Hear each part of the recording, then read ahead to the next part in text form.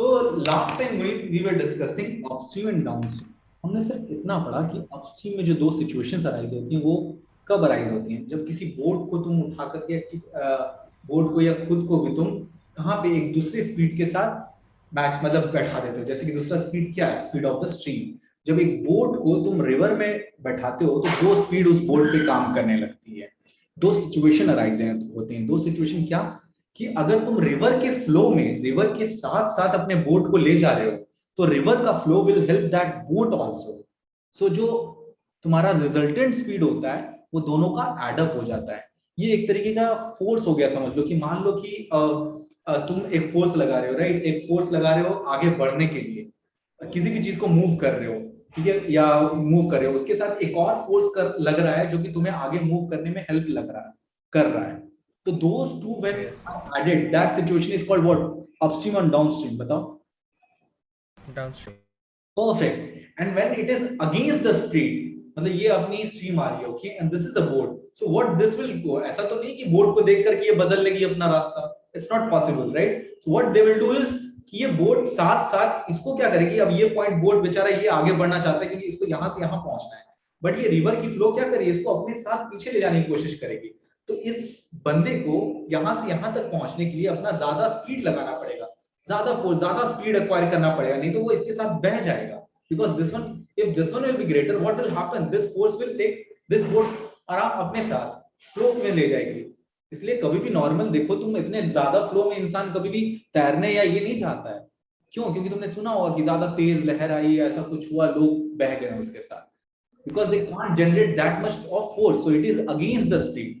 तो जब ऐसा होता है तो तुम्हें क्या करना पड़ेगा? दो चीजें हैं। जब भी अपस्ट्रीम एंड डाउनस्ट्रीम का क्वेश्चन आएगा तो दो चीजें आएंगी। क्या?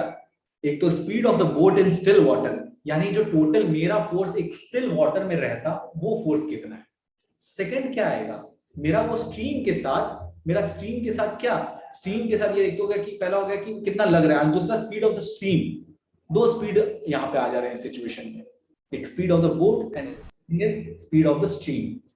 ठीक है, ये दोनों जब मिलते हैं तो दो सिचुएशन अराइज होते हैं, एक अपस्ट्रीम एक डाउनस्ट्रीम।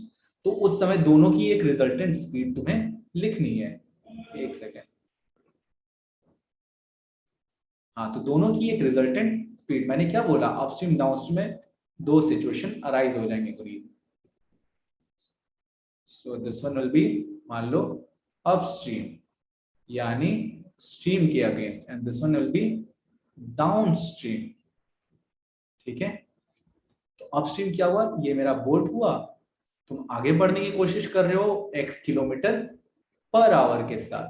गुड आफ्टरनून मुनीत, मैंने तुम्हें देख लिया। ठीक है, x किलोमीटर पर आवर के साथ, एंड दिस वन इज, ये हमारी इधर से लहर आ रही है जो इसको पीछे ले जा रही है, तो y किलोमीटर पर आवर। तो इस पॉइंट पे दो स्पीड काम कर रहा है, एक इसे y किलोमीटर पर आवर से पीछे ले जा रही है।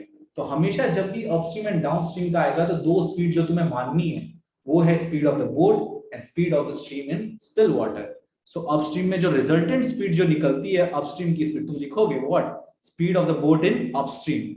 तुम हमेशा ये तीनों चीजें लिखोगे कि speed of the boat in upstream क्या है, अपस्ट्रीम में speed of boat in upstream, upstream में क्या हो जाएगा, ये इज इक्वल टू, क्योंकि बोट एक जगह से दूसरी जगह पहुंच गई है, दैट मींस उस बंदे ने जो फोर्स लगाया होगा वो of course speed of the stream से ज्यादा लगाया होगा। That's why it is x minus y kilometre per hour. यहां पे डाउन स्ट्रीम में क्या है कि बोट को मुझे हेल्प करेगी मेरी स्ट्रीम, यानी उसी के फ्लो में, जो रिवर जिस फ्लो में बह रहा है मैं उसी में एक और अपना फोर्स पीछे ये फोर्स लगा रहा हूं। तो ये x किलोमीटर पर आवर से आगे बढ़ रही थी मेरी बोट, और सेकंड मेरा क्या था, speed of the stream y kilometre per our. तो डाउन स्ट्रीम में जो रिजल्टेंट स्ट्रीम होता है, डाउन स्ट्रीम में जो रिजल्टेंट स्पीड होता है, it will be x plus y kilometre per hour. So there is a situation in front of us, ये हमें सॉल्व करना है। ये मैंने तुम्हें ऐसे ही बता दिया। अब इस क्वेश्चन को जरा देखना गुरीब, सीधा इसमें इक्वेशन बनेगा। अब देखो क्या बोलता है, एक बोट है जो 12 kilometre upstream and 40 kilometre downstream 8 घंटे में कवर करती है। तो इसने एक डिस्टेंस ट्रैवल किया है अपस्ट्रीम में, दो सिचुएशन में, कि भाई इसने अपस्ट्रीम में डिस्टेंस किया, एक अपस्ट्रीम में और एक डाउनस्ट्रीम में कुछ कुछ डिस्टेंस ट्रैवल किया है, एंड इन दोनों को मिला करके गुनीत इसके पास जो टाइम लगा है वो टोटल 8 आवर्स का लगा है, टोटल 8 आवर्स का लगा है। तो देखो अपस्ट्रीम में ऑफ कोर्स इसको कुछ ना कुछ टाइम लगा होगा, time time taken by boat in upstream, इसको T1 मान लो कि टाइम अपस्ट्रीम में इसको T1 लगा है, plus time taken by boat in downstream, ठीक है, time taken by boat in downstream. Question लिख लिया तुमने गुनीत? ओके, सो 8 आवर्स। तो मैं इसको हटा दे रहा हूं क्वेश्चन को, तुमने अगर लिख लिया है तो। सो ये हो गए 8 hours, so you just remove. हाँ, तो मुझे ये बोला गया कि दो टाइम में हमारा जब भी ये क्वेश्चन आएगा तो कहां से स्टार्ट करोगे? Let the speed of boat in what? Still water. Still water कितना गुनी? कि भाई अपने फोर्स कितना लग रहा था उसका? x kilometre per hour. Second situation, speed of boat, नहीं speed of the stream, sorry, speed of the stream will be y kilometre per hour. Now you to tell me, जब अपस्ट्रीम का आएगा तो अपस्ट्रीम में speed कितनी हो जाएगी गुनी? अपस्ट्रीम में स्पीड क्या हो जाएगी जब स्पीड ऑफ द बोट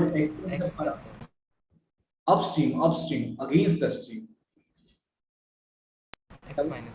हाँ x minus y kilometre per our.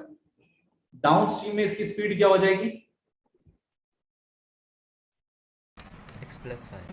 Perfect, kilometre per hour. ये स्पीड है दोनों की रिजल्टेंट स्पीड है।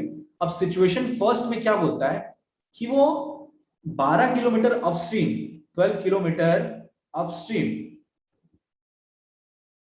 Plus 40 kilometre downstream,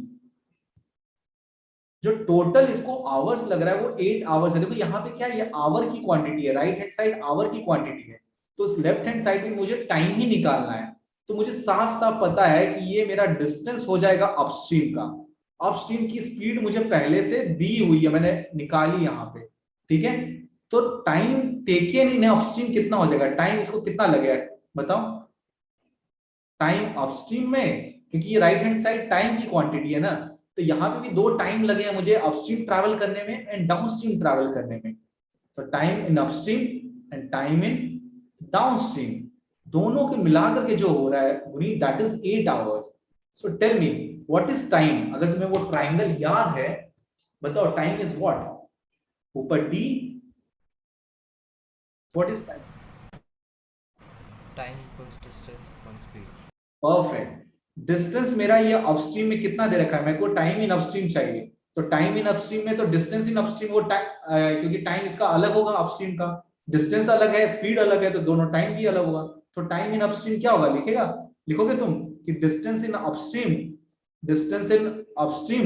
divided by what? Speed of the upstream, plus वैसे ही ये डाउनस्ट्रीम का क्या लिखोगे तुम? Distance in downstream divided by speed in downstream is equal to total 8 hour. देखो ये टोटल क्या मेरी आवर की क्वांटिटी बन गई, टाइम की क्वांटिटी बन गई। अब बस तुम्हें इक्वेशन में इसे बनाना है। तो डिस्टेंस इन अपस्ट्रीम कितना चला है? ये 12 किलोमीटर चला है गुनी, divided by what? Speed in upstream, how much?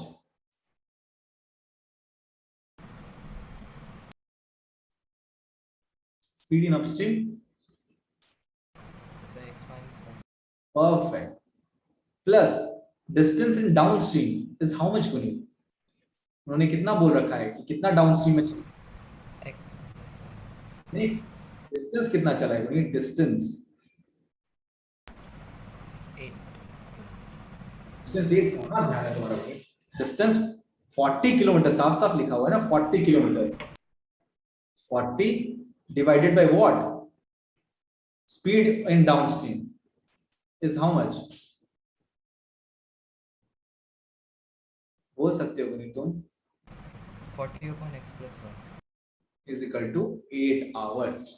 ये मेरा पहला equation. As you know that हमने equation reducible to linear equation पढ़ा है, तो ये मेरा इक्वेशन रिड्यूसिबल टू अपना क्या है? ये लीनियर इक्वेशन इन 2 वेरिएबल है। तो इसको आराम से हम लोग करेंगे। ये पहला इक्वेशन बन गया। Have you taken the screenshot और कुछ भी लिखा है तुमने? ये पूरा लिख लिया?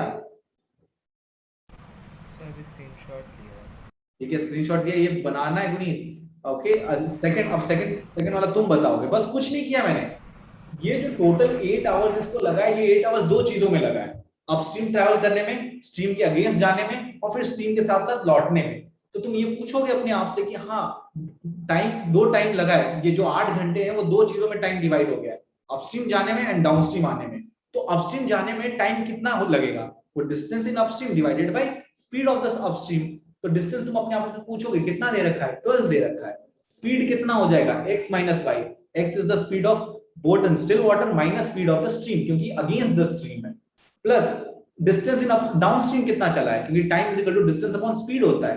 मुझे राइट हैंड साइड जो 8 आवर्स है वो टाइम की क्वांटिटी है, तो लेफ्ट हैंड साइड भी सारा टाइम की क्वांटिटी आना चाहिए। तो if you understood second situation का इक्वेशन तुम बता रहे हो मुझे। सेकंड सिचुएशन ये गुनी कि वो चला है सॉरी, हाँ कहाँ है, हाँ वो चला है 16 kilometre upstream plus 32 kilometre downstream Guneet. Downstream total in the same time में, यानी 8 आवर्स में ही चला है। तो मुझे तुम्हें बताना है इक्वेशन क्या चेंज लिखोगे तुम यहाँ पे। 16 किलोमीटर यहाँ पे डिस्टेंस है, 32 kilometre distance. Sir 16 upon x minus y plus 32 upon x plus y equals 8। Perfect, एकदम ऐसे यही क्वेश्चन पूछा ही जाता है, ऐसे ही पूछा जाएगा।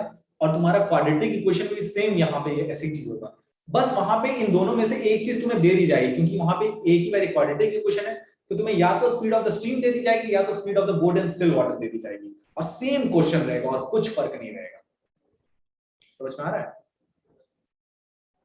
तो अब बताओ कि u एंड v किसको मानोगे तुम? पहला इक्वेशन ये है, सेकंड पहला इक्वेशन हमारा ये आया था 12 upon x minus y plus 40 upon x plus y is equal to 8। बताओ what will be the u and v, because ये मेरा जनरल फॉर्म में तो है। 1 upon x minus y and 1 upon x plus y. u will be 1 upon x minus y and v will be 1 upon x plus y। तो ये हो गया, ये हमारा आरएस सवाल का क्वेश्चन नंबर 36 3 एक्सरसाइज 3 का क्वेश्चन नंबर 36 था। अब एनसीईआरटी का क्वेश्चन इसी के ऊपर बेस्ड है, तुम एक बार देखना, फिर उसके बाद एक क्वेश्चन तुम खुद से मुझे एक्स एंड वाई बताओगे।